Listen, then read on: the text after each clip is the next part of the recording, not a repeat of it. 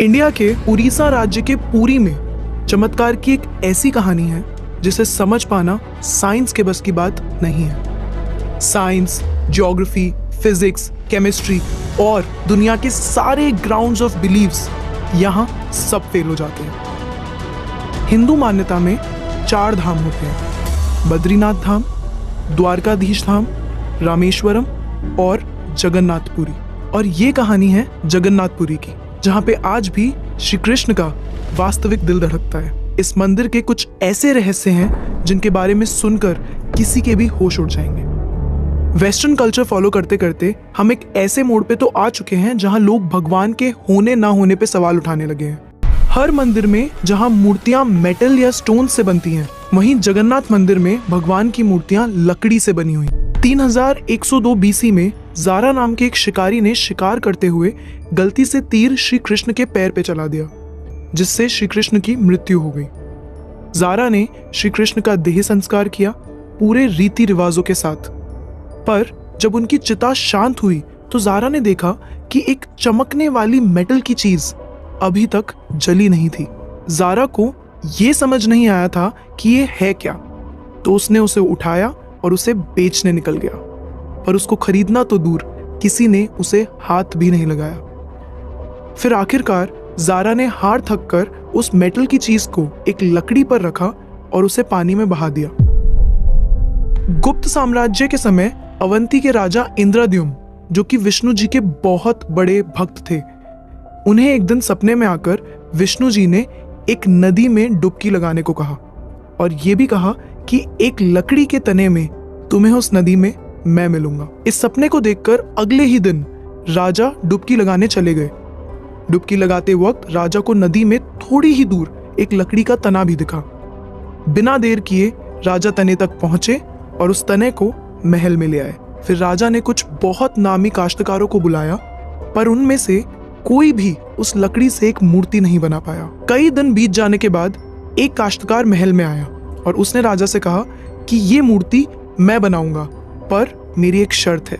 राजा ने काश्तकार से उसकी शर्त पूछी, क्योंकि राजा किसी भी शर्त को मानने के लिए तैयार थे। तो काश्तकार ने कहा कि ये मूर्ति बनाने के लिए मुझे पूरे 21 दिन का समय चाहिए और मैं चाहता हूँ कि 21 दिन से पहले ना तो कोई मुझसे बात करे, ना मिले और ना ही मेरे किसी भी काम में विलंब डाले। राजा ने खुशी खुशी ये शर्त मंजूर कर ली। मूर्ति बनाने का काम शुरू हुआ। रोज मूर्ति बनने की आवाजें भी आती थी, पर धीरे धीरे वो आवाजें बंद हो गई। अवंती की रानी को लगा कि शायद भूख प्यास से काश्तकार मर चुका है, इसीलिए उन्होंने जहां मूर्ति का काम चल रहा था उस कमरे के दरवाजे को खुलवाने की जिद की और राजा को उनकी बात माननी पड़ी। जैसे ही दरवाजा खुला तो उन्होंने ये देखा कि वहां कोई काश्तकार था ही नहीं। सिर्फ और सिर्फ 3 मूर्तियां थी: भगवान जगन्नाथ, उनके भाई बालभद्र और उनकी बहन सुभद्रा। और उसी जगन्नाथ जी की मूर्ति में वो मेटल वाली चीज भी रखी गई थी, जो कि कुछ और नहीं, श्री कृष्ण का धड़कता हुआ दिल था। हर 12 साल में एक दिन ऐसा होता है जिस दिन मंदिर में किसी को एंट्री नहीं मिलती। पूरी शहर की बिजली काट दी जाती है।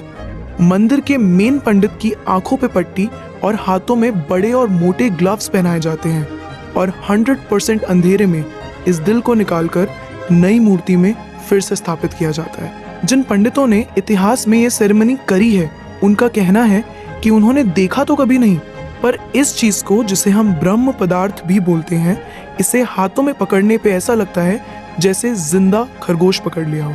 माना ये भी जाता है कि अगर किसी ने ब्रह्म पदार्थ को देख लिया तो उसकी मौत उसी समय निश्चित है। इसीलिए बिना आंखों पे पट्टी लगाए किसी को भी ये सेरेमनी करने की परमिशन नहीं है। इस मंदिर के ऊपर एक झंडा है जो साइंटिफिक लॉ के बिल्कुल विपरीत चलता है। जैसे कि हमें पता है कि जिस डायरेक्शन में हवा चलती है, पतंग भी उसी डायरेक्शन में उड़ती है और झंडा भी उसी डायरेक्शन में उड़ना चाहिए। पर जगन्नाथ मंदिर के इस झंडे की बात बिल्कुल अलग है। ये हमेशा हवा के ऑपोजिट डायरेक्शन में उड़ता है। क्यों और कैसे, आज तक कोई समझ नहीं पाया।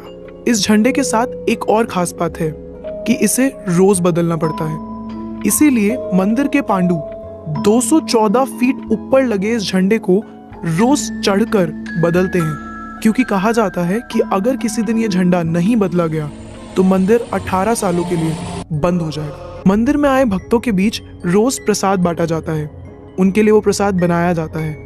और जगन्नाथ मंदिर में होने वाली हर चीज में कहीं ना कहीं भगवान की कोई ना कोई लीला छुपी है। मंदिर में रोज 500 लोगों के लिए प्रसाद बनता है और कभी कभी भक्तों की संख्या हजारों में भी चली जाती है, पर जगन्नाथ मंदिर में भक्तों के लिए प्रसाद कभी कम नहीं पड़ा। दिन भर मंदिर में प्रसाद बांटा जाता है, पर कहते हैं कि आज तक इस मंदिर में एक भी दाना प्रसाद ना कम पड़ा है और ना ही व्यर्थ गया है। पर ऐसा एस्टिमेशन इंसानों के लिए करना तो बहुत ही मुश्किल है। और ये बात यहीं खत्म नहीं होती। प्रसाद बंटने की मिस्ट्री तो है ही, उससे बड़ी मिस्ट्री है प्रसाद बनाने की। लकड़ी की आग पे 7 मिट्टी के बर्तनों को एक के ऊपर एक रखकर प्रसाद बनाया जाता है। साइंस और लॉजिक्स कहते हैं कि सबसे पहले सबसे नीचे वाले बर्तन का प्रसाद पकना चाहिए, पर पुरी के जगन्नाथ मंदिर में साइंस और लॉजिक्स नहीं चलते। इन 7 बर्तनों में सबसे पहले सबसे ऊपर रखे जाने वाले बर्तन का प्रसाद पकता है, फिर उससे नीचे वाले बर्तन का, और ऐसे ही सबसे नीचे रखे बर्तन का प्रसाद सबसे आखिरी में पक के तैयार होता है। हाँ, मुझे पता है आपको भी अभी कुछ नहीं समझ आ रहा होगा। इसे आज तक कोई नहीं समझ पाया। इस मंदिर की खूबसूरती शब्दों में नहीं बताई जा सकती। इतना बड़ा मंदिर इतने सालों पहले बिना किसी टेक्नोलॉजी के कैसे बनाया होगा। पर क्या आपको पता है 214 फीट के इस मंदिर की डोम की परछाई आज तक कभी बनी ही नहीं। Are you shocked? You must be, but it is true. Jagannath Puri temple के डोम्स की शैडो बनती ही नहीं है कभी भी, at any time of the day. और हमारी फेवरेट साइंस इस बात का भी लॉजिक नहीं ढूंढ पाई। The mystery is not over here. जैसा कि हमें पता है कि कुछ buildings, architectures and areas no fly zones होते हैं, मतलब वहां ड्रोन्स, एयरप्लेन्स या कोई भी मैन मेड फ्लाइंग ऑब्जेक्ट पहुंचाने की या उड़ाने की परमिशन नहीं है। पर पक्षियों को तो हम नहीं रोक सकते, उन्हें समझाना तो बहुत मुश्किल है ना। पर अगर हम जगन्नाथ टेम्पल की बात करें तो वहां पे ऐसा कुछ है जो शायद पक्षियों को पता है और हमें नहीं, क्योंकि इस मंदिर के ऊपर कोई भी ड्रोन, कोई भी एयरप्लेन या कोई भी पक्षी कभी उड़ता ही नहीं। आपने देखा होगा ना मंदिर के डोम्स पे या बड़ी बड़ी बिल्डिंग्स पे बर्ड्स को बैठे हुए। कभी जगन्नाथ पुरी जाएंगे तो देखिएगा that birds don't rest on the roof of Jagannath temple. आप कभी भी किसी भी पक्षी को जगन्नाथ टेम्पल की छत पे या उसके डोम्स पे बैठा हुआ नहीं देखेंगे। पर कंफ्यूज करने वाली बात यह है कि कैसे एक बेजुबान पक्षी ये जानता है कि इस मंदिर के ऊपर से उड़कर नहीं जाना। All of these things sound so exciting, right? अगर आपको ये महत्वपूर्ण जानकारी अच्छी लगी है तो वीडियो लाइक करें, हमारे चैनल को सब्सक्राइब करें और देखते रहिए संपूर्ण ज्ञान का केंद्र बिंदु।